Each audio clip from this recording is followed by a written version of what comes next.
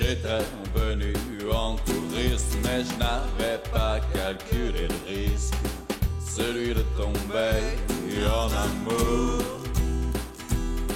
Oh, qu'amour, amour, amour, Kamouraska. Oh, qu'amour, amour, amour, Kamouraska. Cette semaine, à Plaisir d'été au Kamouraska, je vous parle d'hébergement en forêt ou en pleine nature, que ce soit en haut dans les terres du Parc régional du Haut-Pays de Kamouraska ou que ce soit sur le bord du fleuve Saint-Laurent.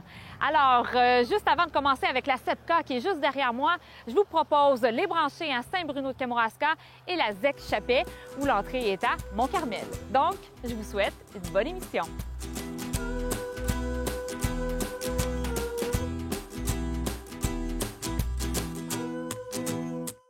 Alors, je suis en compagnie de Sylvie Caron, une des copropriétaires de Les Branchés. Bonjour, Sylvie. Bonjour. Merci de m'accueillir ici dans cet endroit paradisiaque. Bien, merci d'être venu nous voir. Ça nous fait plaisir.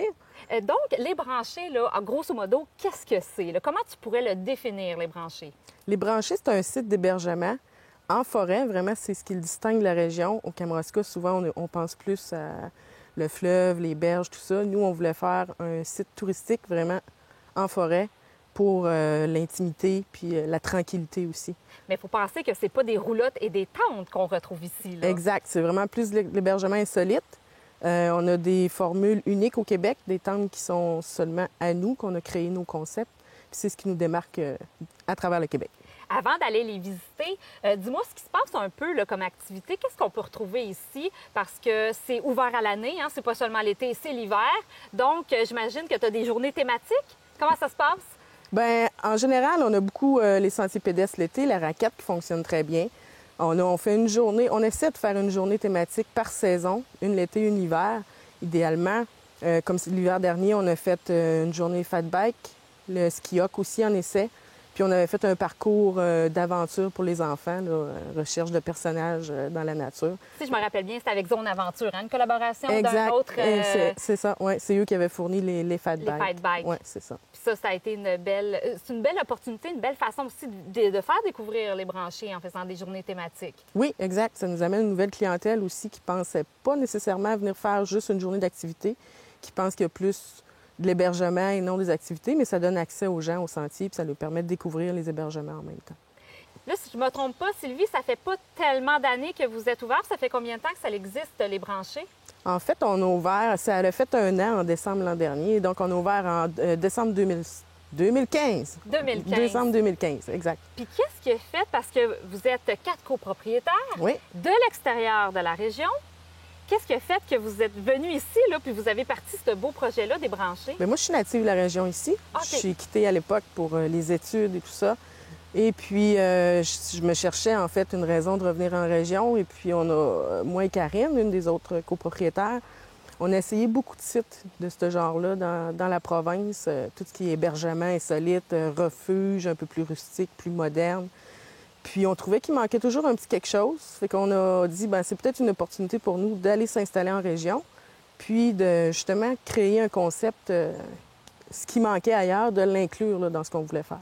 Puis pourquoi Saint-Bruno? Parce que c'était vraiment l'endroit que vous avez trouvé beaucoup de terre à vendre? Oui, bien, on a fait des démarches pour trouver un terrain qui serait adéquat pour ça. Okay. On a passé par l'agent de développement de la municipalité de Saint-Bruno qui nous a donné un bon coup de main là-dessus.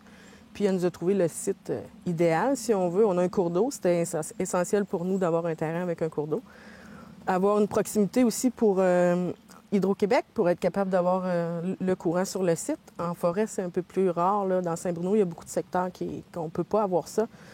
Puis il y avait déjà quelques sentiers d'ouvert sur ce terrain-là. L'ancien propriétaire avait ouvert des sentiers pour lui. Donc, ça nous donnait un bon départ. Une avance. Là, exact. Au niveau de Parce qu'il faut travailler fort avant là, pour ouvrir ça. Il faut défraîchir, il faut tout enlever les branches qui sont dans les chemins. Donc, c'est un gros travail là, avant d'ouvrir Bien, avant l'ouverture, on a travaillé peut-être environ 2 ans là, pour aménager la première partie des sentiers. Ouais. Et là, on compte combien d'installations ici? On en a 5. 5 installations pour dormir. Est-ce que les gens peuvent quand même amener leur tente? Oui, on a aussi une section camping rustique. Pas de service, pas d'eau courante, pas d'électricité, mais les gens peuvent... Vrai camping, du vrai camping, exact. On va dans la nature, là. C'est la nature complète. Oui, oui. Et dis-moi, les gens qui viennent ici, est-ce que tu as remarqué que c'est des gens de l'extérieur ou c'est des gens d'ici? Quel genre de clientèle que tu vas rejoindre? On a beaucoup, je vous dirais quand on a débuté, on a eu beaucoup de clientèle locale. Veux pas, on est plus connu localement. Mais depuis un certain temps, on va chercher beaucoup de gens de la région de Montréal. On a des gens qui arrivent de la France qui commencent à venir plus nombreux. On a eu des gens de la Martinique aussi. Donc, on commence à aller chercher plus large là, comme clientèle. Parce que les gens recherchent ça, un genre d'hébergement un peu rustique, mais aussi original. Original, oui. C'est vraiment très intéressant. Et en terminant, qu'est-ce que tu penses qui fait votre marque de commerce, Les Branchés? Le plus, je vous dirais, qu'on offre, c'est vraiment ce qu'on fournit dans nos hébergements. Okay. C'est vraiment la grosse différence qu'on n'a pas ailleurs. Souvent, les gens sont impressionnés par tout ce qui est inclus. Juste par exemple, juste l'eau potable. Quand on va dans d'autres sites au Québec de ce genre-là, il faut traîner l'eau potable. Puis des fois à plusieurs kilomètres aussi. Donc, nous, ce qu'on fait, c'est que c'est déjà sur le site, quand les gens arrivent, c'est là. Les hébergements en hiver sont chauffés avant les arrivées. Donc, on fonctionne beaucoup à optimiser le service avant pour les clients. Puis, est-ce que ça se peut aussi que les animaux sont vraiment bien accueillis ici? Oui, oui. Effectivement, les chiens sont les bienvenus. Puis, je pense qu'on est une des rares places dans le Bas-Saint-Laurent qui admettent les chiens. Bon, bien écoute, je suis vraiment curieuse de voir ces superbes installations. Tu me montres un peu? Oui, on va faire le tour. Parfait, je te suis. Merci.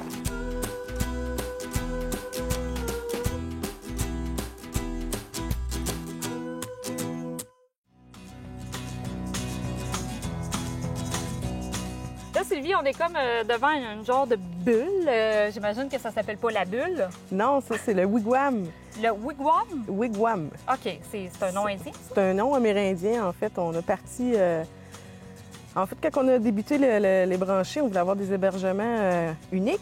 Fait qu'on s'est mis à fouiller un peu dans les anciens habitats amérindiens. Puis on a trouvé le wigwam qui existait à l'époque, mais c'était plus fait en écorce et tout ça. Oui, j'imagine que c'était pas fait ça. En plastique non. Comme ça.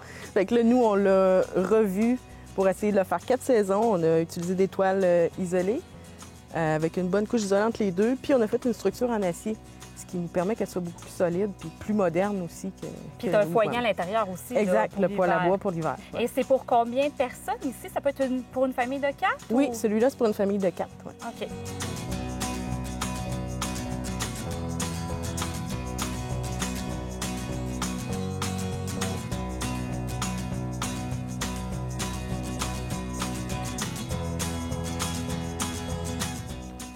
Alors, Sylvie, on est rendu devant, c'est un tipi? Oui, oui, exact. On s'est inspiré du tipi pour faire celle-là. On l'appelle la pyramide, mais l'inspiration vient du tipi amérindien. Quand tu dis que c'est de l'inspiration, ça veut dire que c'est vous qui l'avez imaginé? Oui, celle-là aussi, c'est un concept unique. C'est nous qui avons fait la conception de la tente. Et encore une fois, c'est pour une famille, pour 4 personnes? C'est pour 4 personnes aussi. Puis tu as encore toutes les installations nécessaires à passer une belle fin de semaine. Exact.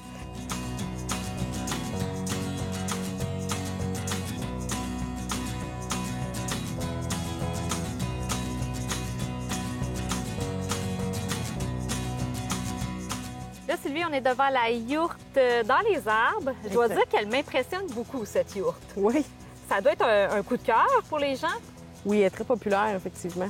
Souvent, les amoureux, là, ils viennent pour le week-end. Oui, parce qu'il faut le dire, c'est pour 2 personnes. C'est pour 2 personnes. Famille, mais pour 2 personnes. Exact. Et j'imagine qu'en étant haut aussi, on peut dîner, on peut manger, mais aussi, on pourrait peut-être observer des animaux. C'est un bel endroit pour ça? Oui, c'est un bel endroit pour ça. Oui, on a quand même plusieurs variétés sur le site. Chevreuil, lièvre, perdrix, un petit peu de dindon sauvage aussi. Fait que c'est quand même très varié. Puis tôt le matin, mais c'est le meilleur moment pour observer ça. Puis la yourte, bien effectivement, les animaux ne nous voient pas. C'est ça. Donc c'est un bel endroit pour ça.